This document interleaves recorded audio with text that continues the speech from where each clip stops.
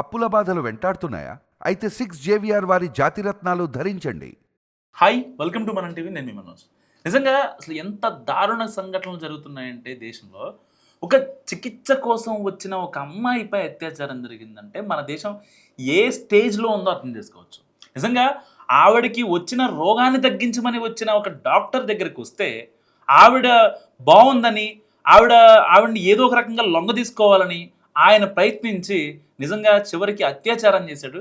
ఆవిడ హెల్త్ బాగాలేదు, లేకపోతే ఆవిడ ఉన్న కండిషన్ బాగాలేదని ఏమాత్రం ఆలోచించకుండా అత్యాచారానికి అసలు చేశాడంటే నిజంగా ఇటు మూర్ఖుడా, మనిషా, లేకపోతే మృగమా అర్థం కావట్లేదు.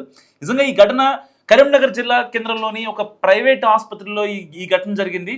జగిత్యాలకు చెందిన ఒక యువతి చికిత్స కోసం ఆసుపత్రిలో చేరగా అక్కడ పనిచేసే దీక్షిత్ అనే కాంపౌండర్ ఆమెకు మత్తు మందిచ్చి అత్యాచారానికి పాల్పడ్డాడు. ఈ ఘటన ఉమ్మడి కరీంనగర్ జిల్లాలో కలకలం రేపింది.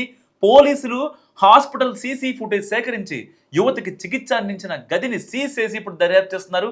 ఈ ఘటన తర్వాత స్థానిక ప్రజలు తీవ్ర ఆగ్రహం వ్యక్తం చేస్తున్నారు. ఇటువంటి వారిని నిజంగా కఠినంగా శిక్షించాలంటూ కూడా డిమాండ్ చేస్తున్నారు.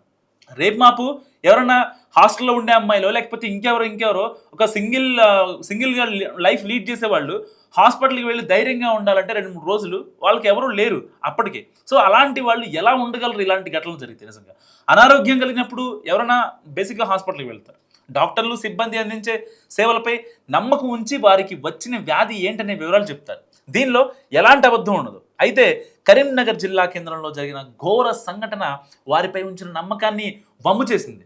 జగిత్యాల జిల్లాకు చెందిన యువతి అనారోగ్యంతో కరీంనగర్ హాస్పిటల్కి వచ్చింది. సో ఆ అమ్మాయి పేరు దీపిక. వైద్యులు చికిత్స నిమిత్తం ఆమెను అడ్మిట్ చేశారు. అంతా బాగానే ఉంది. రాత్రి వేళల్లో హాస్పిటల్ కాంపౌండర్ దీక్షిత్ ఆమెకు మత్తు మందిచ్చి ఘోరంగా అత్యాచారానికి పాల్పడ్డాడు.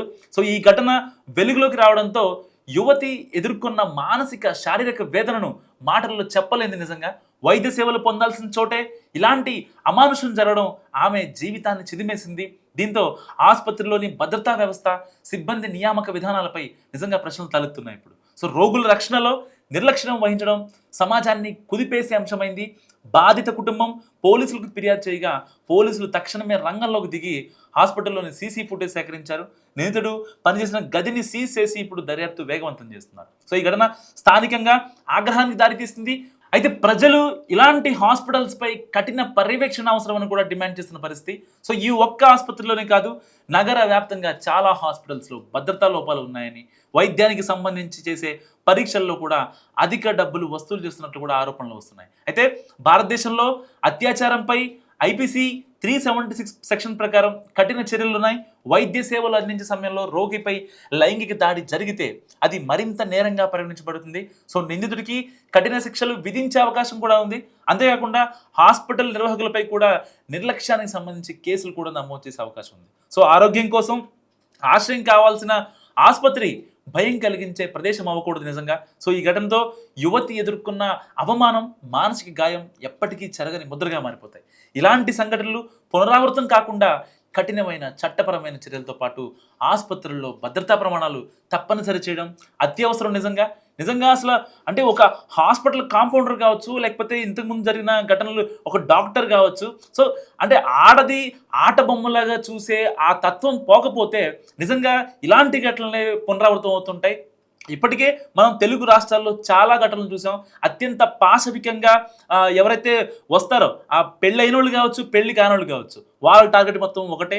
సో అత్యాచారం చేయడం. అత్యాచారం చేసిన దాకా వాళ్ళు నిద్రపోరు, నిద్ర పట్టదు వాళ్ళకి. సో ఎట్టి పరిస్థితుల్లో ఆవిడ ఏ వార్డులో వేస్తున్నారు, ఆవిడ ఎన్ని రోజులు ఉంటుంది, ఆవిడ కాంటాక్ట్ నెంబర్ ఏంటి, ఆవిడ కోసం ఎవరైనా వచ్చారా లేదా, ఇవన్నీ ఆలోచించుకునే ఇలాంటి కాంపౌండర్లు కావచ్చు, ఇలాంటి డాక్టర్లు కావచ్చు, ఇలాంటి దిక్కుమాలిన పనులు చేస్తున్నారు. సో ఈ దిక్కుమాలిన పనుల గురించి మీరేమనుకుంటున్నారు? కామెంట్ రూపంలో చెప్పండి.